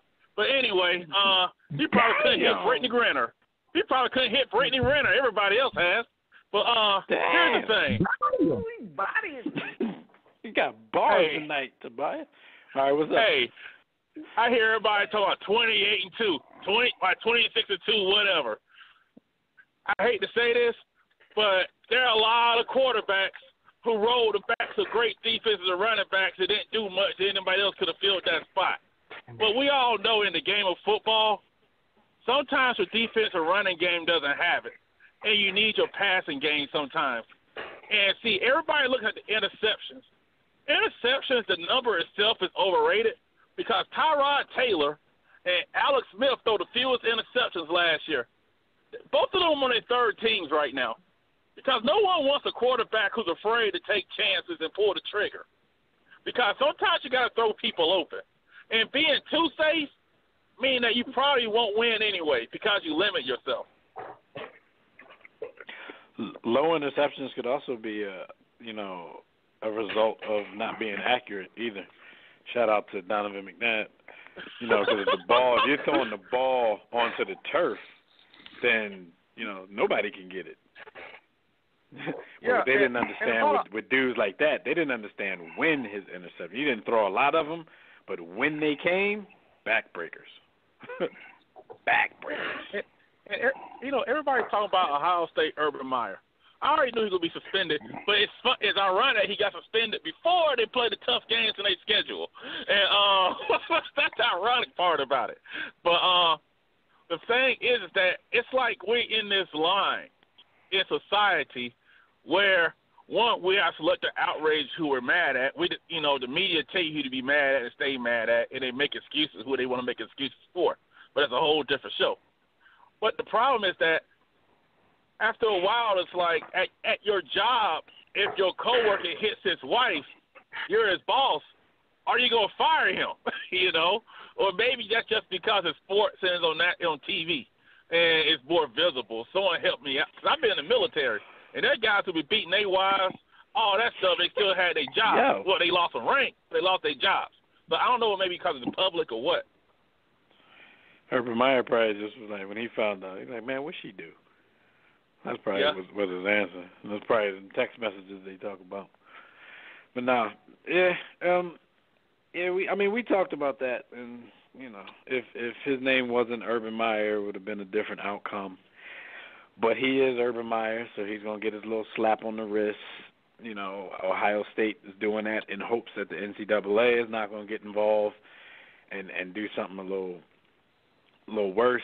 I got to get out of this Game Time group. I can't get off this one page. But I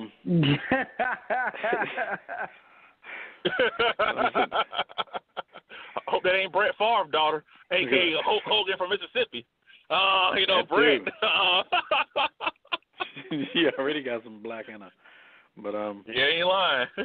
Probably dude named Marquavion, but that's a whole different show. Yeah, no. But you know, one thing I want to touch on also before I go. You know, you see these stories like LeBron playing pickup with Kawhi and Kevin Durant. I hate to tell it to the Bron sexuals out there. Players been doing that since we've been watching basketball. They all play pickup basketball together in L.A. or some other city. They all been doing that. It doesn't mean they're going to come join that person because everybody has their own lot in NBA life. Some people rather stay where they at, like Paul George. Some people may not be a good fit with LeBron. So people saw that picture and they got hyped thinking all them dudes were about to come to L.A.? Yes. Because you remember when Jordan did Space Jam? They had like Reggie Miller, Juwan Howard, still wondering how the hell he got $100 million. But all these other people are playing that game. Reggie Miller wasn't going to the Bulls. They just playing the game, you know. And, I'm all for competitive pickup games in the summertime. Me too. What I don't like is when these dudes be like working out with each other one-on-one when Kevin Durant don't know that LeBron in there is smarter than him, stealing his moves and his tendencies and all that kind of stuff. Like once you get on a team like Golden State, it really doesn't matter because he has way too many people to worry about to care about your tendencies. But all that stuff worked when he was in Oklahoma City. Like, yeah, let's work out together. So, yeah, I know when he goes hard left, that's when he's going to pull up for his J. All right, man. I'll let you guys get to it, but I'll say this before I go. Thanks for taking my call. And, hey, Manu Ginobili is a Hall of Famer because if Draymond Green can get in, Manu's in. Peace. Draymond Green. All right, man. Draymond. All right. Weldon is a Hall of Famer. Let's go ahead, Jimmy. You can continue. Let's go to another topic. Give the homie Rob a few more minutes. Just in case he out here drawing. Yeah, let's talk about this. So speaking to Rob and his women, man, and make sure Rob ain't get caught from one of these, man. A woman ran the largest mass Tinder scam ever when she got a bunch of thirsty dudes into the same place at the same time. Have you had the specifics about that story?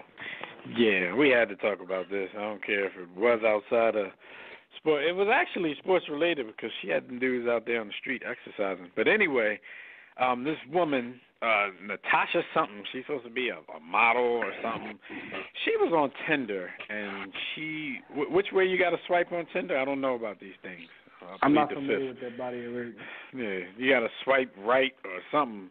Whatever. She swiped the positive way with a lot of dudes. So a bunch of, like, dozens of men came out to Union Square the other day because they all thought they had an individual date with this woman.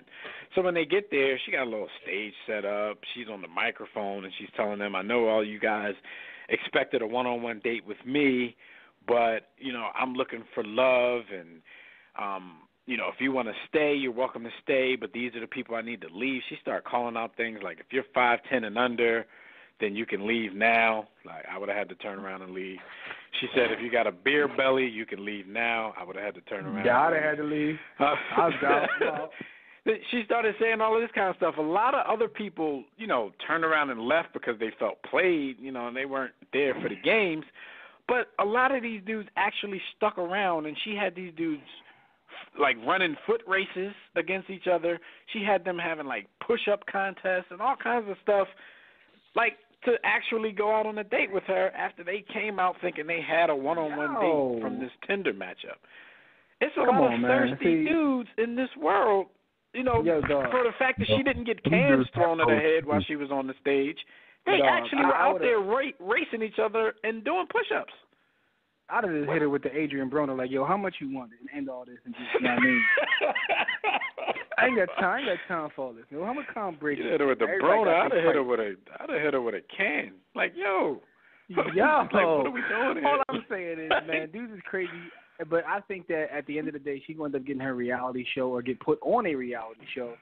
Like, cats do anything for attention, including the cat that was running and all that.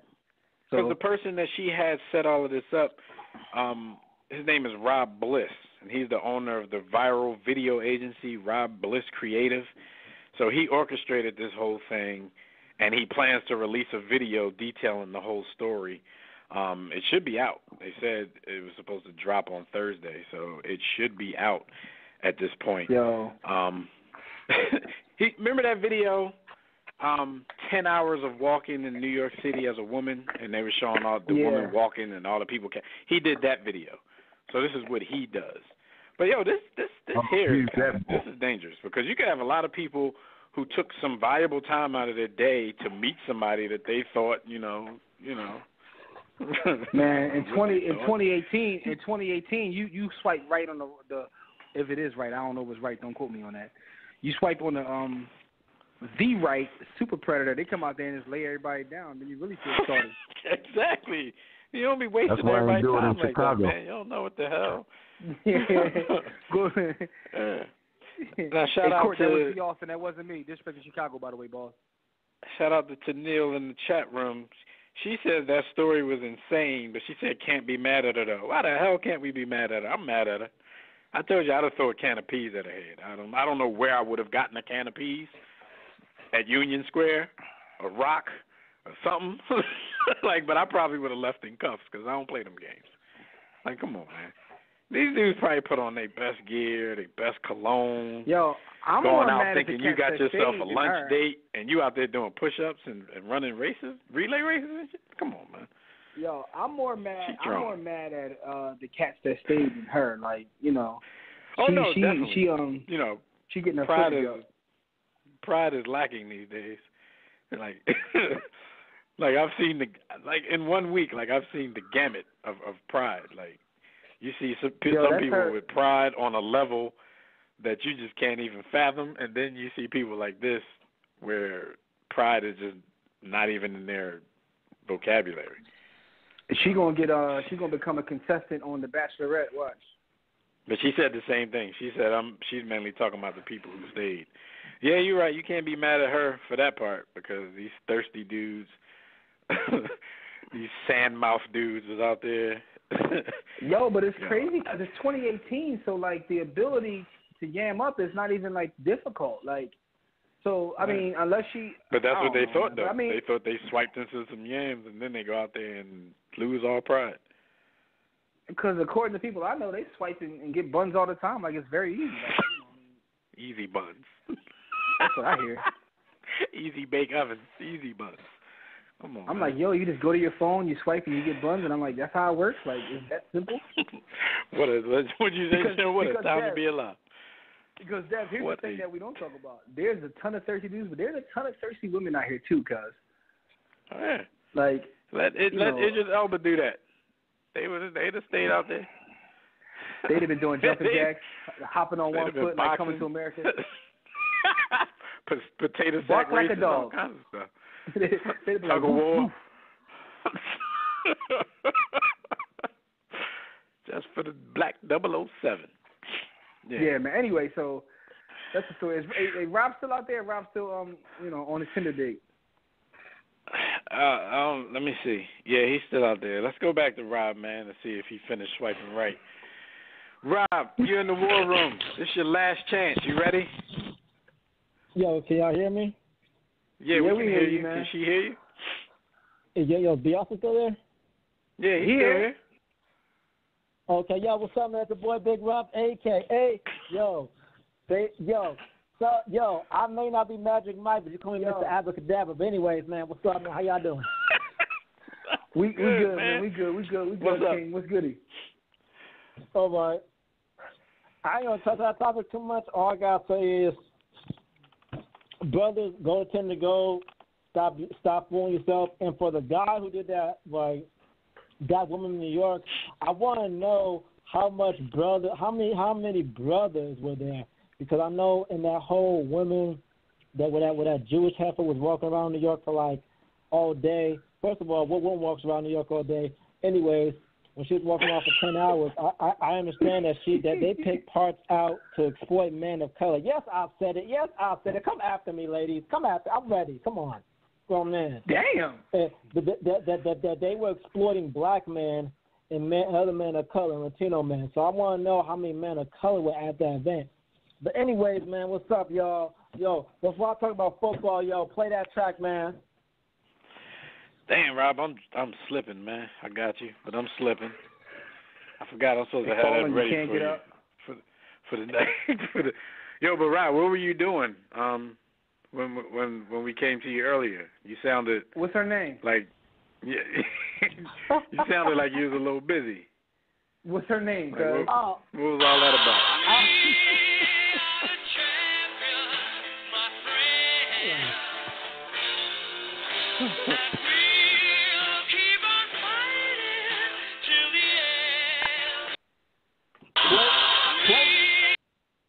All right, just one. Yo, play that when Fred comes on with his Patriot Tom Brady bootlicking ass. By the way, man, excuse my language. Yo. Yeah. Okay. I got a couple more shots. I'm gonna say that last.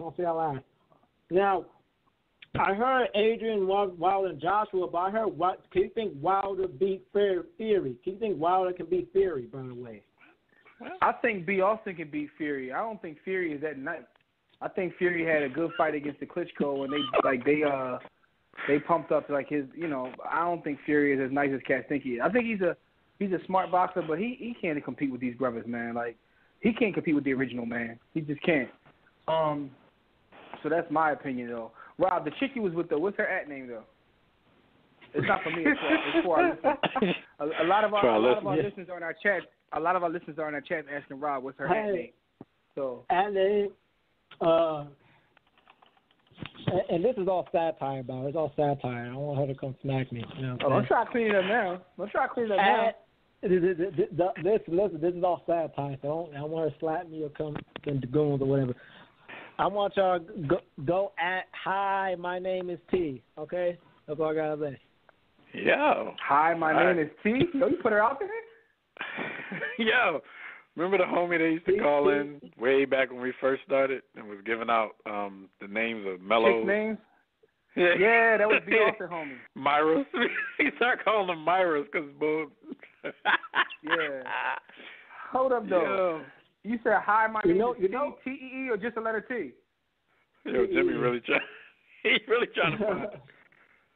All right, Rob, what's up, man? We ain't got that much time, man. What's up?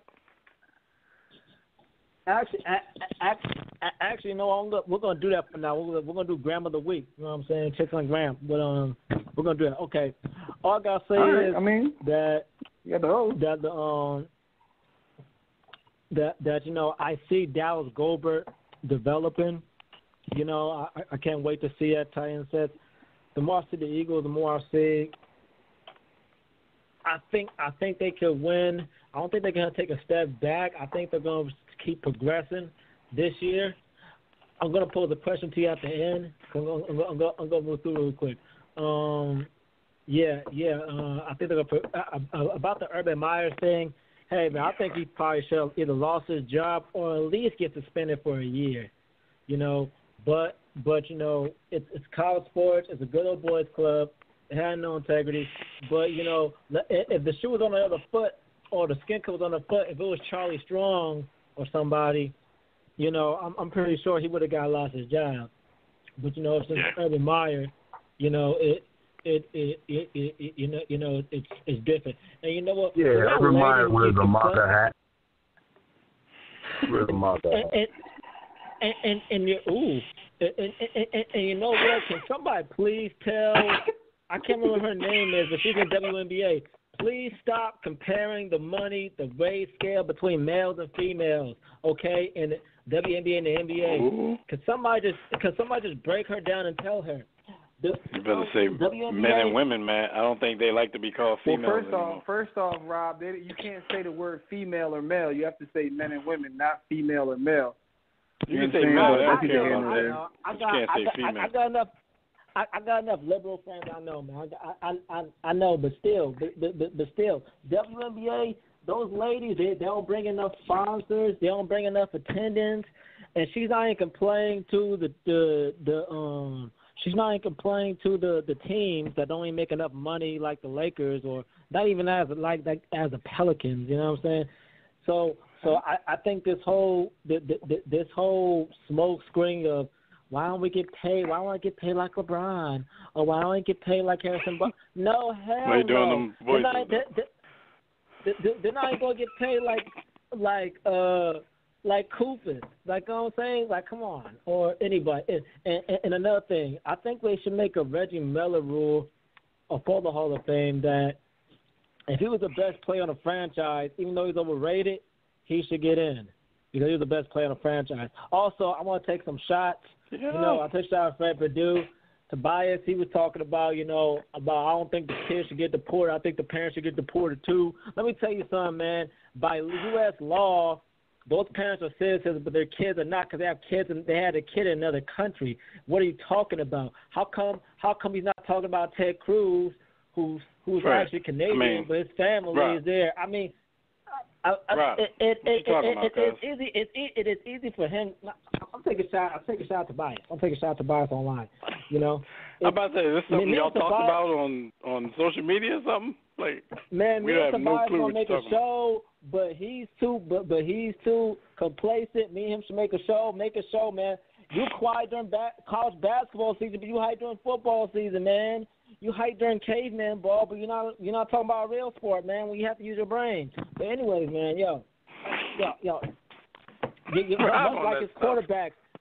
much like his quarterbacks in Alabama. Oh yeah, Court Bennett. Oh, I got something for him too. You know what I'm saying?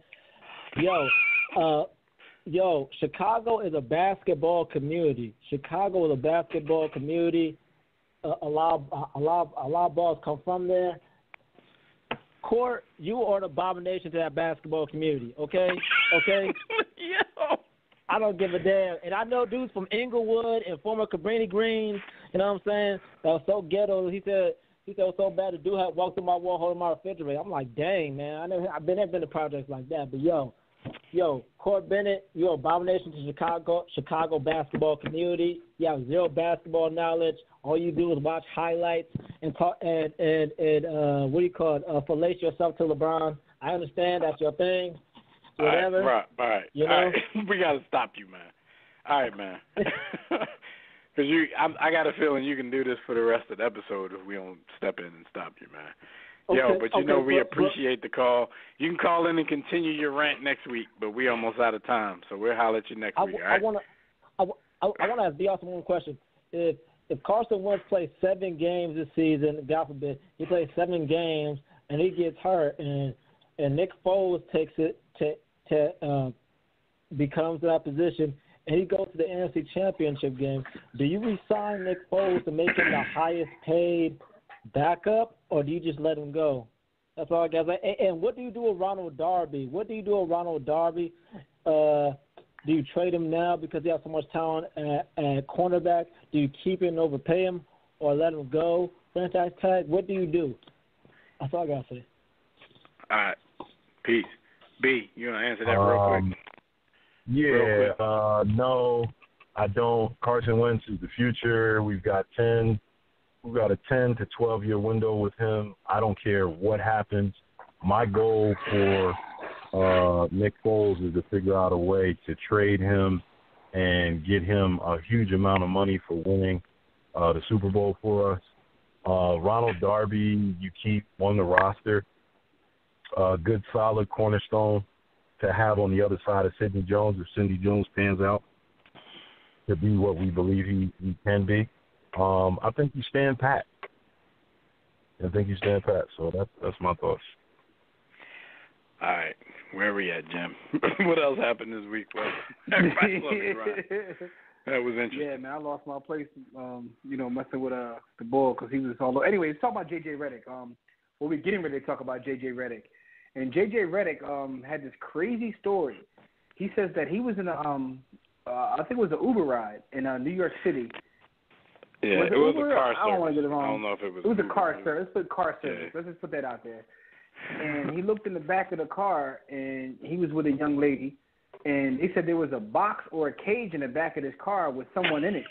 And it wasn't an animal. It was another person. So they jumped out the car, grabbed their stuff, and was like, yo, what's popping? The boy was like, I don't know what you're talking about. There's nothing back there. He's trying to play stupid like it was nothing back there. Yeah. I mean, New York, a lot of crazy stuff happens in New York, so, I tend to believe him. Yo, this is like, when I read that account, man, it was just like a movie. Like, they're riding in the car, because he was in the car with his sister-in-law. She saw it and mentioned something to him, like, yo, JJ, like, whispering to him, like, there's a woman or somebody in a box or a cage in the back of this truck. I guess they were like in a Suburban or something, so like in the way back.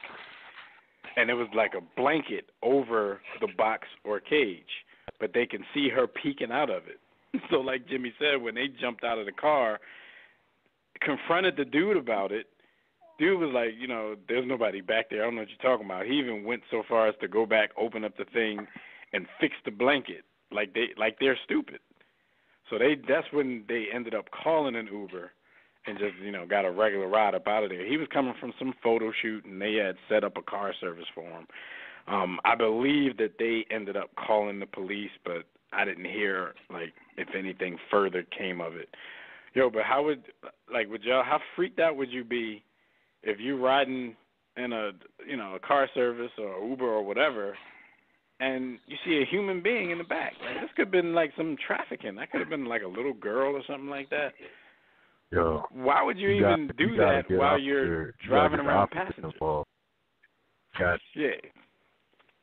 Yeah, and I hope they pressed the issue and went further, trying to get somebody involved, because that's really nothing that you can just be like, all right, I'm out of the car now, so whatever. That's serious right there. Yeah, it definitely is. It definitely is. Either that or JJ is the most imaginative liar we've ever heard.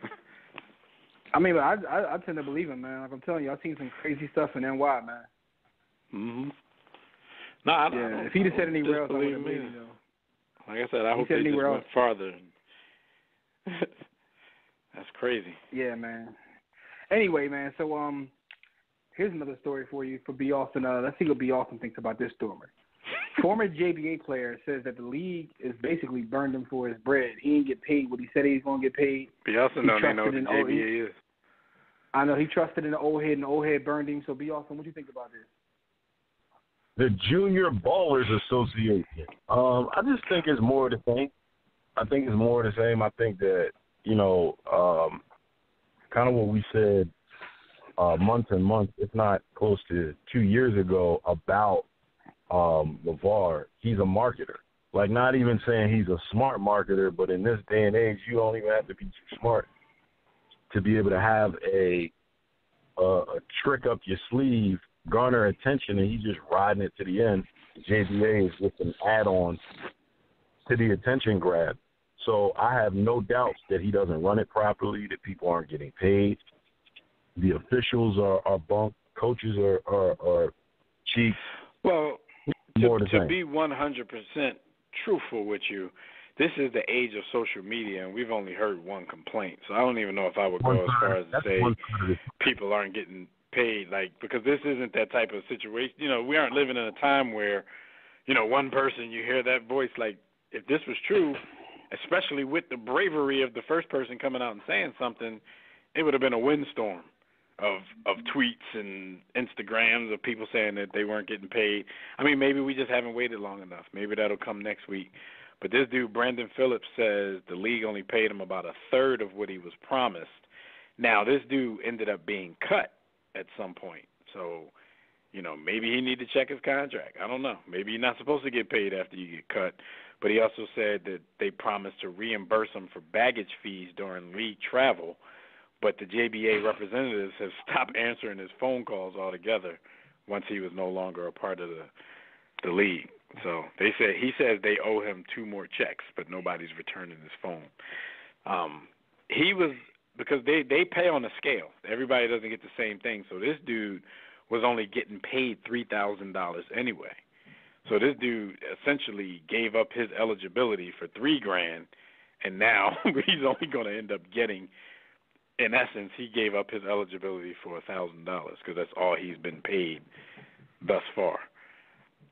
I want to know what did he do? How are they living off of this money anyway? I mean, I guess they're not on their own. I guess a lot of these dudes are still parent dependent. Yeah, that's what I was thinking. And first off, I don't think dude really had too many options, because if he did, he wouldn't be in the JBA. But that's neither here nor there. Let LeVar that's tell no it. Shots at the brother, man. Let LeVar tell it. This is a better. I mean, you let option LeVar tell it. You let LeVar tell it, man. There's a whole lot of nonsense going on. Real quick, let's move on real quick. I want to get you brother's opinion about this story real quick. All I'm gonna say is, UFC fighter, he split his nuts open with a drill. And you guys can Google it if you think I'm making this up. It's a true story. Bryce Mitchell. This dude was doing some woodwork. He's a 10-0 fighter, by the way. Promising future because he had a very good start. So he's doing some work, and he had the power drill on his belt. So for some reason, as a matter of fact, let me read his account of this. These are his words, so excuse the vulgarity in this. He says, so I was going to train today, but I ripped my nutsack in half. I'm about to get stitched up. I was holding a board over my head with a drill in my pants. I was sizing up the board, and the drill went off and tangled my nuts up in it. I dropped the board and reversed the drill and untangled my nutsack, but they was ripped in half. I'm serious, LOL. Why is he LOLing, dog? I obviously can't post a pic, but when my nuts are sealed back up, I'm going to come train again. I think a high kick would re-rip them, ha ha. And if I hear any ishy puns, he said, if I hear any ishy puns about how this whole thing is nutty or screwed up, I ain't talked to you for about a month. He can't really write, so bear with me. If you're going to drop a pun, make fun of me, at least put some thought into it. He didn't say thought, he said thought, like that whole over there, into it. Yo, I can't believe his nut ass had to go online and tell everybody. Right. And then was laughing like this wasn't one of the most gruesome things that you would ever be telling somebody. I do give him props for this, for having the wherewithal to reverse the drill to untangle his nuts. Because shout out to the homie Billy Page, our sometimes co-host. He said at that point, once his nuts got tangled up in the drill, he would have just shot himself. Listen, he would have just banged himself. But this dude had the wherewithal to reverse the drill and untangle his nuts. That's pretty smart for somebody who writes like that. And first off, his nut ass had to go online and share that. That's the problem. You know what I'm saying? That's the one problem. And I'm trying not to laugh because nothing is funny about this. Another thing is this, though, right? So since I read this story, anytime that my wife be like, yo, we need something hung up or something done around the house, I just text her this story and be like, yo, I can't right now, yo. We got to hire somebody because I'm not gonna be able to do it. But this, I never actually thought about mangling my nuts, but this is self-injury is the reason why I don't try to walk around playing like I'm Tim the Tool Man. Like I don't do all that. Man, listen, man. I waste a lot of money hiring dudes. I mean, listen, man. He had a lot of balls sharing this story, though. Anyway, I think it's time we move on real quick. Let me give some quick birthday shout-outs because we only got like 10 minutes left. But so I definitely want to give these birthday shout-outs because there's a couple special ones in here. So let's guess who's having a birthday. We got Rex Grossman turning 38. Bummers. We have Hugh Douglas turning 47. Bummers. We got Jeremy Schaap, who'll never be as good as his father. He turns 49. Cortez Kennedy from the Seahawks, 50. Rick Schmitz, 52. Frank Gifford, 83. And last but not least, we got the Oscar award-winning filmmaker Kobe Bean Bryant turning 40. So salute to him and all these other gentlemen on their birthday. We only got a little bit of time left, so it's my birthday. Yay! Basically, shout out to y'all. Happy birthday, man. All right, shout out to y'all. We got a few minutes left to get into a few NFL topics, but you know the drill. If you guys want to see what we're doing, y'all can check us out at warroomsports.com. But if you want to talk to us about any quick NFL topics while we're still here for 10 more minutes, you can hit us up, 323-410-0012. If you're already listening from your phone, just press 1. What's up? You ain't cool bringing up the word drill right after we did. No, man. Go ahead, man. You got it. That was real nutty. Yeah, that was kind of screwed up for me to do. That was nutty. All right. So let me untangle from this real quick, and let's get into some football. But we got to pay a bill real quick Do you or your business need a custom website? Hell yeah, you do. Well, for dynamic, professional, and most of all, affordable custom websites, you need Digital Extreme Technology. No need to break the bank for an effective online presence. Top-quality, results-driven websites at incredibly affordable prices, and yes, financing options are available. Keep asking, put something on it. Visit digitalextremetech.com or call 267-205-4203. And for discounted rates, be sure to tell them that the boys over at War Room Sports sent you. Tell them Large Marge sent you. Y'all don't know nothing about that. All right. Victor Cruz calls it a career. We were talking about Victor Cruz the other day, and we were mentioning at how, he came in with, playing with, quote unquote, to use the cliche, house money. And we all believe, I think we all agree, y'all can speak for yourselves, but I think we all agree that he overachieved in his career, even, albeit for a short time. But he did enough in that short time for people to always sit around and wait for him when he became injury prone and all of that kind of stuff. And now he's flipped that into, more income streams because he's going to be an analyst on ESPN. You've already seen him acting on Ballers. You guys, what else has Victor Cruz done with his? The only thing I know about Victor NFL Cruz success? is the fact that he is currently. That's exactly where I was going, and that's I saw the way overachievement. that my Carucci. man. I saw my man and my man Breezy reacted over her, and she definitely got to have that steak sauce. So, I know what I thought it was duck sauce. No, she got that steak sauce. I see what you did there, and I'm not going there with you, dog. Yo, that was Austin. You trying to block this bread we got coming, man? Damn, I mean, my little subliminal, like y'all caught on to what I was trying to say. You had to take it a step further, though. I mean, damn. Anyway, the fact that he's able to share tender moments with that young lady is a win in itself. So he might not go to the Hall of Fame as an NFL player, but he's winning in life, and that's what really counts. So shout out to Cruz. Hey, and the thing is, like, he's only 31 years old. It's crazy how fast, you know what I'm saying, you can get a little bit of success in this game and how fast they can spit you out. But, like we said, he's done well. Salute to Scott Kevin in our chat room, right? So he says that he likes Ballers as a show, as do I, and I think, Dev, you like it too. He says it needs to be longer than 30 minutes, but I'm way behind, but I am too. That's intentional. I like to binge watch it. So hold up, though. Right. I got a question for you off the cuff. You can. It's only 30 minutes. You can finish 3 seasons in a day. This is true. All right, real quick verses. Survivor's Remorse or Ballers? Oh. Dang, that's crazy. Yeah. Maybe Ballers just because of maybe because of the star power. All right, but here's the thing, though. Survivor's Remorse is better acted, in my opinion, and. But hold up, though. If we more go back relatable to Remorse to me. With Uncle, when Uncle was there, to me, it's like it's a no-brainer because never mind. Anyway, man, I just want to throw it out. It was way more relatable. Like I can relate to Survivor's Remorse, Yeah, it's you dig. But anyway, man, I just want to throw that quick one out there, man. You can keep it moving. We only got a couple minutes left. So shout out to Cruzy, who did a lot with his little success. Adrian Peterson signs with the Washington professional football team.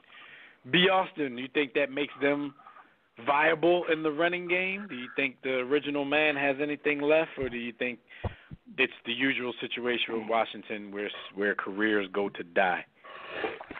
Damn. Think about it, Jim. They always jump on big names. Oh, yeah. They throw that money around. I think that he does have something left in the tank. I just think the game has changed to a point where he's not going to have the opportunity to demonstrate that. Listen, man, all I can say is because of the committee approach. Yep. Yo, he's not gonna flourish in Washington, and that's all mothers. That's all I'm gonna say. That's all mothers. Yeah, I mean, he's the type of back that needs touches to get going and to really, even if he does still have something in the tank, and with the, he's already a type of back who's not going to be on the field on third downs. So with the committee approach and the fact that, on most drives you're only going to have maybe 2 chances to do anything because, it's a 3-and-out machine there in Washington. Let me stop taking shots. But y'all know what I mean, though. He's not a third down back to start, and now, they're doing the whole committee approach. So it's going to be difficult for him to get going like he used to. I mean, you saw how it didn't work out for him in New Orleans last year.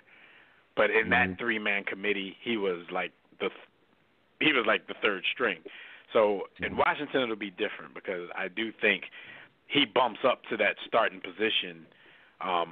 He may not get carries like a starting back, but he'll at least have a chance to compete to be the lead back in their committee. So shout out to that. We'll see. They said he's going to get some action in the preseason game this Friday. So if you're interested, take a look at that. Eli Manning was asked again about Saquon Barkley because Saquon Barkley is suffering from a hamstring injury, and they asked Eli Manning about it, and Eli talked about how Saquon Barkley is missing a lot of valuable time because he missed the past 8 practices, while nursing this injury. I think Eli is pretty correct on his assessment, but do y'all get the feeling with this comment and the comment after his opening run of 39 yards when Eli was trying to calm everybody down? Do you think that Eli might be hating a little bit, for a lack of better words? It seemed like Eli is always there to put out this hype fire on Saquon Barkley. I think that he sees more in practice than we do. And I think that he's not a member of the current social media culture. So he may just be trying to temper expectations because all you need is one big run in today's climate, and he's going to be the next Jim Brown. in the preseason. Big run in the preseason. He didn't even man. score. It's almost time for us to get out of here. I got to ask y'all a question real quick, and it has nothing to do with our topic, but I just got a friend request on Facebook. You ever get a friend request on Facebook from somebody who back in the day was like amazing, who was just like fire, and then you see them in their old age and they complete trash? And you don't want to accept it. All the time, I don't accept it. I mean, even though if you do accept it, it don't mean you can, you know what I mean? Someone that was so amazing, you didn't even think you can get at, and then you look at it now like, you are trash. My fault. That has nothing to do with the topic, but I just glad I dodged that bullet by not getting at you. Anyway, I thought it out there. Just had that experience. Yeah, we can go anyway. That. We'll talk about the Cleveland Browns at some point coming up because there's a lot of hype building around them, but we'll be doing our preview soon, our predictions. So we'll talk about the Cleveland Browns hype at a later date. Yeah, everybody hype in 2018, dog. Shout out to everybody, man. Thank you, brothers and sisters, for joining us another Brief in the World. Everybody in our chat room, we appreciate it. Camille, Scotty, we appreciate y'all holding it down. Everybody on Facebook, Twitter, those in the group app, because we got people hitting us from all directions on the show, and we appreciate all the love and support. The calls who called and got through, we appreciate it. Those we couldn't get to, we apologize. But, we'll be back. Especially with B. Austin trying to, ruin money for us. Anyway, tune in next week. And Willie D right posting buns during the show. It's hard to focus. Shout out to all the buns out there. We love you. Swipe right. So until then, enjoy your weekend. Enjoy your week. We'll see you right back here next time. Be sure to catch everything we do: our Facebook, Twitter, our blogs, webcasts, Instagram, our Farmers Only, our Tinder accounts. All can be found at warroomsports.com. Also, make sure you pick up a copy. Make sure you pick up a copy of my book at sportstobook.com or go right to the hub at warroomsports.com. Until next time, everybody, don't accept mediocrity. Be steadfast in the war against ignorance, and we'll see you chumps on top. Shout out to everybody on Plenty of Assists. Don't play with fraud. 6 to 8. Yeah. War Room Sports. Y'all ready? Let's go. print. Every Thursday, 6 to 8, they do this. Shout out to Dev, PJ, B. Austin, Bay on replay. WarRoomSports.com. Get that mobile app. If not, dial 323-140012. They be going and you sensitive, then oh well. Physical podcast, let's talk sports. Showtime like magic in the block push. Listen live, push one to join in. Rip your team or listen for your enjoyment. Hip hop scholars, pit stop and knowledge. Should be in sports credits, I ain't talking college. 5 guys, no beef though. Corporate secret, but the streets know. Belafonte, I got a G flow. KC, royalty, I'm in beast mode. 2 hours, get your game up. Who's the best in sportscast? You better name us.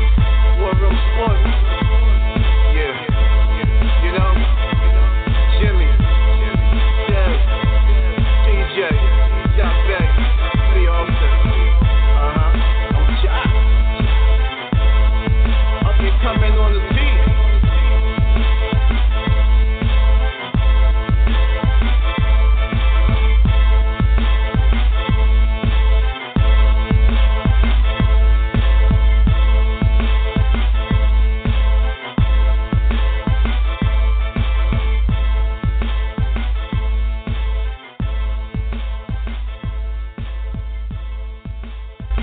War Room Sports, www.warroomsports.com.